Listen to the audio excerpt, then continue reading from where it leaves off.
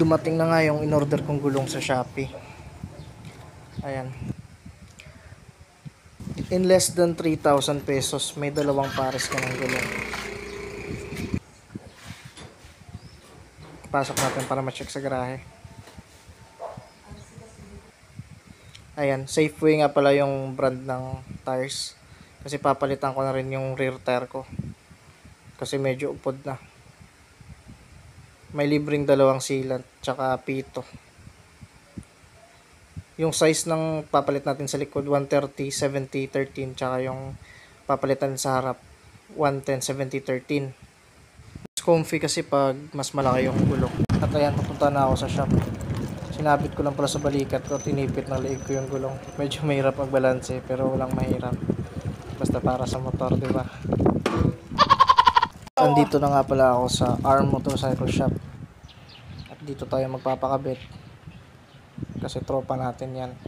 At ayun na nga, sinimulan ng baklasin yung front tire natin.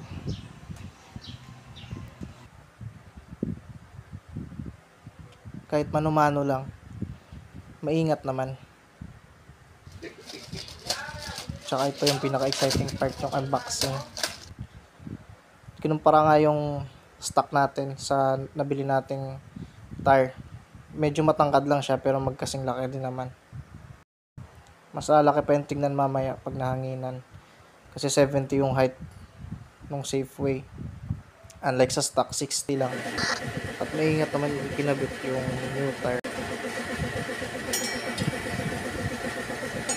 Para hindi din magasgas yung mags. Dahan-dahan lang yan.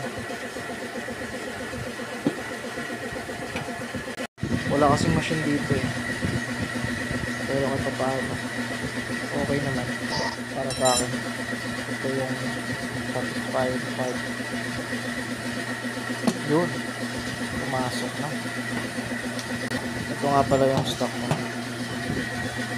Pero I think mas maganda yung Safeway kasi mas marami siyang groove. Tsaka may nakapagsabi sa akin mas makapit to. Ayan, chinecheck na if may leak ba. Tapos nilagyan na ng sealant. Ubus nga pala yung sealant Tig 500 ml yan each. May nakapagsabi kasi sa akin na mas maganda daw pag mas maraming sealant na nilagay. At pipigiin talaga yan hanggang last drop. Pero tignan daming bulbul.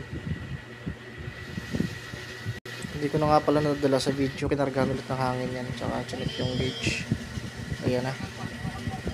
Bago niya ikabit, nililinis niya talaga. Sa mga gusto rin magpakabit ng 110, 70, 13, yan po yung reference nyo.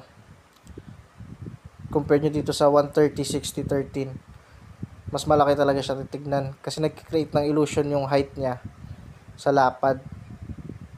Pero pag kinumpara mo talaga, mas malapad yung 130. Ayan, binabaklas na nga yung likod para maikabit na natin yung bagong rear tire natin. Which is mas malaki talaga sa stock. Tumako naman tayo dito sa rear tire.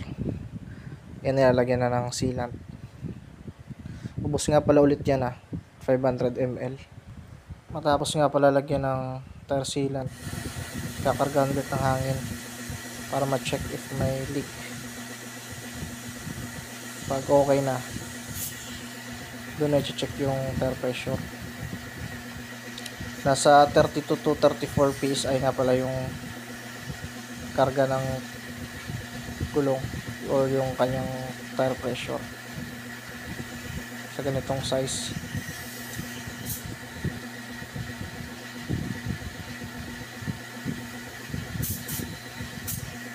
Double check na talaga kung tama yung tire pressure para iwas na rin aksidente.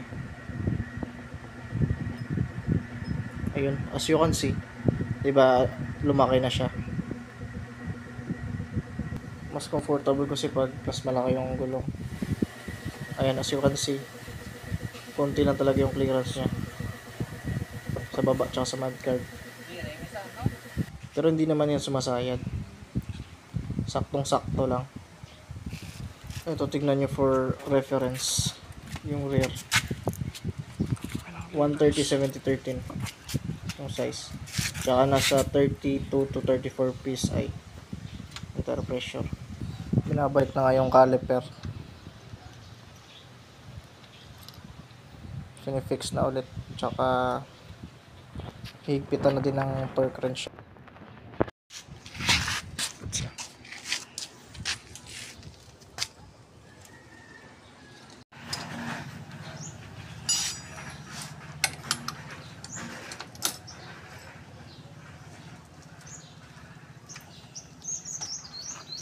Matapos nga i-align, nagpa-CVT cleaning na lang ulit ako. Kasi 2 days ago, nagpalit ako ng modified torque drive, bagong belt, tsaka ng belt. Alam ko bibigat yan yung hatak niya eh. Tapos nagpalaki tayo ng gulong. Tsaka para smooth na rin yung transmission natin, pinalinis ko lang, tsaka pinarigrease. Nagpalit na rin ako ng gear oil dyan. Ayan, patapos na. So, andito na ako sa labas ng bahay namin. Ito nga pala yung reference niyan. 130/70 by 13. Kita nyo may mga clearance yan. Hindi yan sad-sad. Ito naman for reference sa front tire. Compared sa stock, halos magkasing laki lang sila. Pero honest review lang, mas makapit to compared dun sa stock tire natin. Marami siyang extra na groove eh. Malaki yung contribution yan sa grip. Mag-aalas 6 na pala dito. Test drive muna natin. Ilalagay ko na lang yung link ng gulong sa comment section.